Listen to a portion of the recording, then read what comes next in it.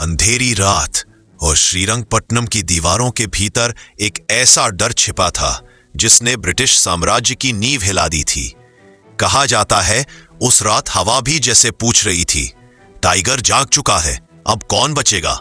लेकिन असली खौफ तो तब शुरू हुआ जब अंग्रेज कमांडर ने यह सुना, टीपू ने कुछ ऐसा तैयार कर लिया है जिसकी कल्पना भी मत करना। क्या था वह रहस्य? यह कहानी उसी सच का दरवाजा खोलती है।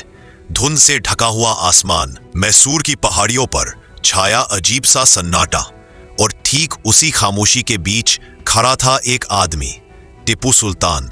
चेहरा शांत लेकिन आंखों में तूफान। ब्रिटिश अफसर दूर से उसकी हर हरकत देख रहे थे, लेकिन एक बात उन्हें समझ नहीं आ रही थी, वह अपनी सेना को किस अज्ञात युद्ध के लिए तैयार कर रहा है। मैसूर में हवा भी जवाब नहीं देती थी, सिर्फ बेचैनी छोड़ जाती थी। रात के अंधेरे में दो ब्रिटिश जासूस चुपचाप शहर में दाखिल हुए। उनके कदमों की आहट भी सड़कों पर खो जाती थी। लेकिन मैसूर तो टीपू की आंखों का शहर था। हर मोड़ पर ऐसा लगता जैसे परछायां जिंदा हो, जैसे कोई देख रहा हो, जैसे दीवारें भी। एक जासूस धीरे से बोला, अगर टीपू ने हमें पकड़ लिया तो हमारी कहानियां यही खत्म। उन्हें ज्ञात नहीं था, टीपू पहले ही जान चुका था कि वे आ रहे हैं। किले के भीतर कदमों की भारी आवाज। टीपू अपनी तोपों, तलवारों और सैनिकों का निरीक्षण करता है। उसकी नजरें ठंडी लेकिन दृढ़।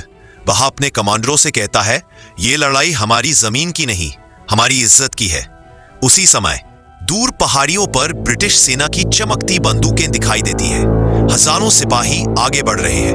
धूल उड़ती है और इतिहास को पता है आज कुछ बड़ा होने वाला है। सूरज की पहली किरण जैसे ही आई, आसमान अचानक आग से भर गया।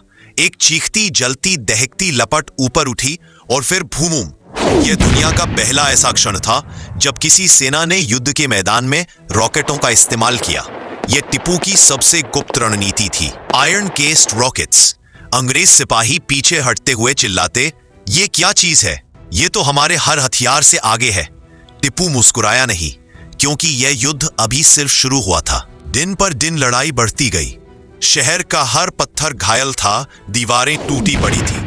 ब्रिटिश सेना ने मैसूर को चारों तरफ से घेर लिया था।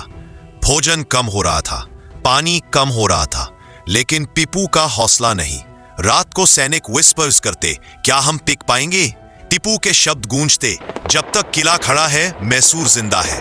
पर अंग्रेज तैयार हो चुके थे अपने आखिरी सबसे घातक हमले के लिए। एक गरजता तूफान, और उसके बीच अंग्रेज सेना किले की टूटी दीवारों से अंदर घुस आई। शहर धुएं और आग में घिर गया। टीपू अपनी तलवार हाथ में लेकर रणभूमि में कूद पड़ा। उसकी चाल एक शेर की चाल, उसकी आवाज युद्ध की गूंज। घंटों की लड़ाई के बाद जब एक गोली उसके सीने को चीरती है, वह घुटनों पर नहीं गिरता, खड़े खड़े ही लड़ता रहता है। और जब वह गिरता भी है तो उसकी तलवार आखिरी बार जमीन को छूती है, जैसे ये बता रही हो, झुका तो किला था, सुल्तान नहीं। एक ब्रिटिश अधिकारी धीरे से कहता है, हमने शहर लिया है पर उस आदमी को नहीं हरा पाए। इतिहास आज भी फुसफुसाता है, क्या वास्तव में साम्राज्य जीत गया था, या एक इंसान की आखिरी सांस ने उसे हमेशा के लिए छोटा साबित कर दिया?